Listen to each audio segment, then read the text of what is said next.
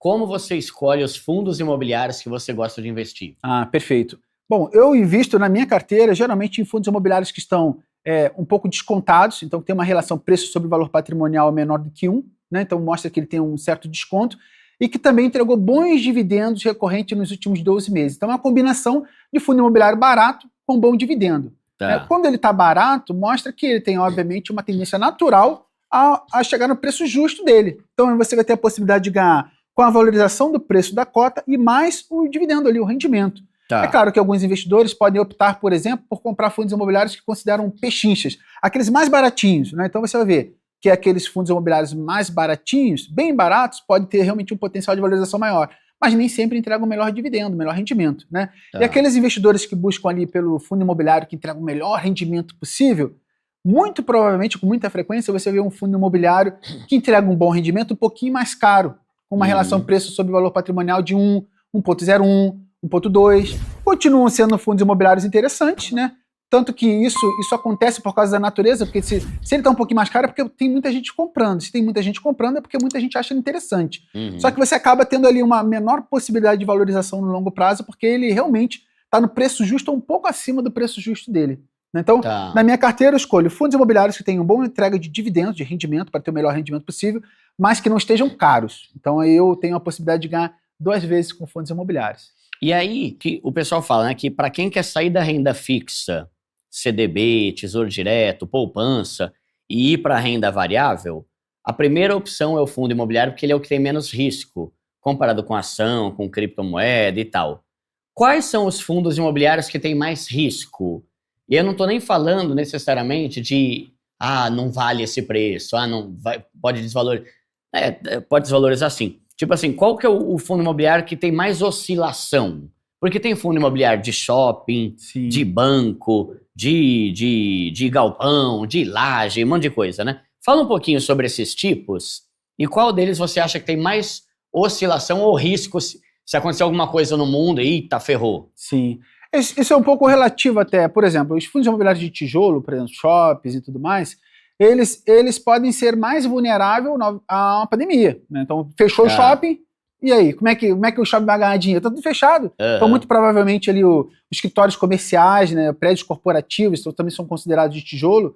Então, eles têm uma fragilidade em relação a eventos assim, que pode, eventualmente, provocar um fechamento completo. Mas o de tijolo é mais seguro do que o fundo imobiliário de papel? Então, é considerado um fundo imobiliário, sim, mas não diria que seria mais seguro. Sinceramente, não diria que... Porque tem um risco diferente, que é da vacância. Então, por exemplo, dependendo da capacidade técnica ou da competência do gestor, ele pode ou não negociar contratos que possibilitam a plena ocupação daquele imóvel. Ele vai depender, obviamente, do gestor. Mas, sim, na média, né, é considerado um investimento, não diria...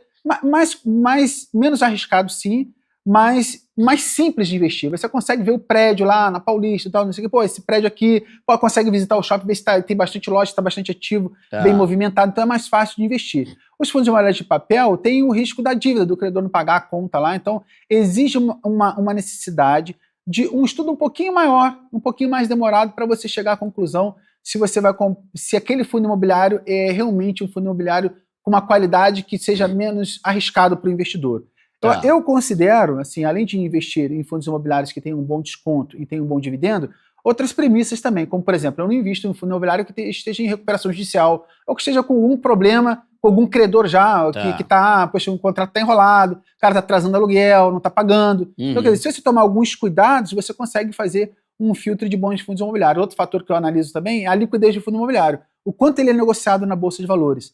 Então, o volume de negociação permite você comprar, sabendo do volume de negociação, permite você saber se ele tem a possibilidade de você comprar ele mais barato ou não por causa do spread bancário, a diferença de preço. Por exemplo, você comprou um fundo imobiliário que tem pouca liquidez, pouca negociação. Então, se você eventualmente queira comprar esse fundo, vender esse fundo imobiliário, você sabendo que o preço dele é R$100, como tem pouca gente negociando, pode ser que os únicos lá que estejam comprando, você está querendo vender, os únicos interessados em comprar, eles têm que falar assim, tá bom, eu vou comprar teu, mas só pago 90. Então você automaticamente, com a falta de liquidez, acaba comprando numa condição menos favorável, né? Ou vendendo numa condição favorável. Isso serve para compra e para venda. Então, pouca liquidez afeta o teu preço efetivo, a tua possibilidade de uma boa negociação.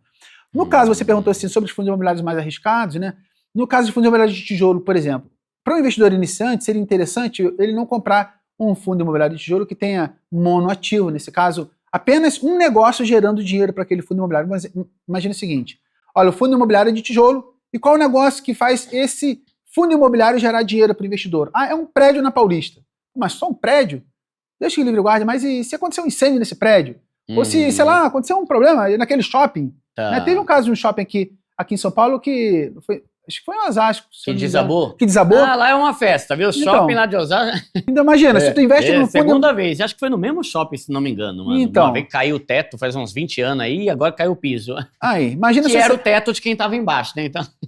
Se você investe num fundo imobiliário de tijolo, que tem 2 shoppings, um deles é esse aí, se ferrou, né? Tá. Então, quer dizer, procurar para um fundo imobiliário de tijolo que não seja monoativo, que tenha apenas um ativo gerando dinheiro, é bom, né? Tá. Então não seja, então tem vários ativos gerando dinheiro. Às vezes, tem alguns fundos imobiliários que tem 30, 40 ativos, 50 ativos ou mais. Então Caramba. já é uma maneira mais segura de comprar um fundo de tijolo. Tá. Outra coisa interessante também, no caso de fundo imobiliário de tijolo, é comprar também fundos imobiliários que não sejam monoinquilino. Imagina, você é dono de um fundo imobiliário que tem 10 prédios. Pô, legal, vários prédios, não é um prédio só. Só que todos os prédios são alugados Do só mesmo pelo mesmo cara. Né? Tá. Pela, se o sei cara lá, se entrar numa pindaíba aí, ferrou. pronto, ficou inadimplente todos os seus ativos, entendeu? Tá, Então, assim, tá. existem maneiras de você comprar um fundo imobiliário que seja, de certa forma, mais seguro. Se protegendo, né? E como que funciona? Por exemplo, na renda fixa, a gente tem o CDB. Vamos pegar o exemplo do CDB. Com liquidez diária, Sim. que eu posso pegar meu dinheiro de volta a hora que eu quiser, e os que não têm liquidez diária, que eu tenho que esperar lá o prazo. No fundo imobiliário, eu tô aqui investindo no JJJ11. Só para não falar nada aqui, nenhum. Quero vender. Existe a possibilidade de eu tentar vender por dias e ninguém querer comprar minhas cotas? Só se você comprou um fundo imobiliário de pouca liquidez. Então, Que tem a ver com isso aí que você falou. isso aí, exatamente. Tem que ser um que tem altas movimentações. Isso, alta liquidez. Então, Tá. quando você estipula ali um valor mínimo de liquidez, 600 mil, 1 milhão, sei lá, alguma coisa assim, né? Um valor de liquidez. Como assim um valor de liquidez? De negociação diária. O quanto de negociação diária que aquele fundo imobiliário gira no dia. Tá. Né? De R$1 milhão, R$2 milhões, R$3 milhões, né? Então, esse é um fundo imobiliário que com certeza, de R$1 milhão, é um fundo imobiliário bastante negociado. Tá. Né? Então, quando eu faço a seleção dos meus fundos imobiliários, eu verifico a liquidez, né, se ele está em recuperação judicial ou não, se tem algum problema financeiro ali acontecendo no fundo imobiliário, né, e mais esses fatores, né, de valor patrimonial do fundo. Um fundo imobiliário que tem um valor patrimonial muito grande, ele geralmente tem uma equipe de gestão bem maior. Então, por exemplo, se você tem uma empresa, né, que custa, sei lá, R$50 mil, uma lojinha de açaí, uma barraquinha de açaí no calçadão. Poxa, tu gastou naquela maquininha, nos produtos e tudo mais, tem R$50 mil. Se você precisar de uma pessoa, você não pode lidar com aquilo ali, né? Você não tem tempo, mas você é um empreendedor, beleza. Se você precisar de uma pessoa para poder ficar ali de frente para você, muito provavelmente você não vai precisar de um CEO com muita experiência no mercado para poder tomar conta. Basta que seja uma pessoa honesta e trabalhadora, vai dar bom pra caramba, né? Agora, quando você tem um patrimônio de R$500 milhões, opa, espera aí, para eu colocar um cara aqui de frente aqui, ele tem que ter uma experiência muito boa, tem que ter resultados comprovados, tem que ser, talvez não uma pessoa só, uma equipe de pessoas ali, bem competentes, com muita formação. Então, quando você compra um fundo imobiliário de valor patrimonial mais elevado, existe também uma grande possibilidade, eu diria que quase certeza, de você ter por trás daquele fundo imobiliário na gestão pessoas muito qualificadas. É mais uma maneira de você investir em fundos imobiliários de forma protegida. Então a liquidez, tem que ter uma boa liquidez para... E onde que eu vejo essa liquidez aí? Bom, por exemplo, eu estou no banco lá que tem fundo. Tem como eu ver no próprio banco isso? Olha, ou eu tenho que entrar num site que analisa? Pode ser que a corretora tua até lhe informe isso, né? Dependendo da corretora, que eu não tive experiência em todas as corretoras. Eu investia lá no Invest, como eu falei, no outros outra corretora, mas pode ser que a tua corretora... Mas o site Investidor 10 fala isso com muita frequência. Não existe só o site do Investidor 10, existem vários sites que falam sobre isso. É uma maneira que a internet evoluiu, né, de uma maneira que facilitou muito a vida do investidor. Né? Então, antigamente, você como é que eu faço para saber mais desse fundo imobiliário? Gostei. Opa, pesquisa aqui. Tu bota lá, site do Investidor 10, bota o código do fundo, JJJJ11, né? Aí tu vai ver tudo do fundo, até notícia do fundo, então quer dizer, tudo num lugar só. Tá. Fala alguns fundos que são bem famosos aí, não necessariamente que sejam bons, né? Sim. Ou que é recomendação, não. Mas alguns são bem famosos, assim, que o MFX11 falam pra caramba toda Fala vez, bastante. né? Fala alguns aí. O MXRF11, né, como você citou, né, é um fundo imobiliário que ele ganhou essa importância toda porque é um fundo imobiliário também de base 10, é um fundo imobiliário que trouxe um bom resultado. O que é base 10? Base 10 é um fundo imobiliário que custa aproximadamente R$10. Ah, né? tá. Então, isso é muito bacana, acho que é uma coisa fantástica que acontece, né, de oportunidade na Bolsa de Valores, porque permite que uma pessoa com aproximadamente R$10 comece a investir no mercado imobiliário no Brasil. Tá. Poxa, isso é fascinante, cara. Imagina, algum tempo atrás, quando eu nem ouvia falar sobre investimentos, eu já ouvia a ideia de que seria ótimo você ter um montão de casinha para alugar, né? Umas kitnetzinhas que já geram dinheiro para você, uma dá 400, ou dá 500, ou dá R$800, pô, você garante teu pé de meia. Só que comprar um terreno e construir kitnet é uma coisa inviável para a grande maioria dos brasileiros pobres, né? Então, tipo assim, até você juntar o dinheiro pro terreno, quem sabe lá, uns 50 mil, né? Aí depois construir a kitnet, pagar a pessoa. Então, quer dizer, você começaria... na verdade, não é viável para uma pessoa pobre. Porque até juntar os 50 mil, até pagar o pedreiro, até começar... é muito difícil.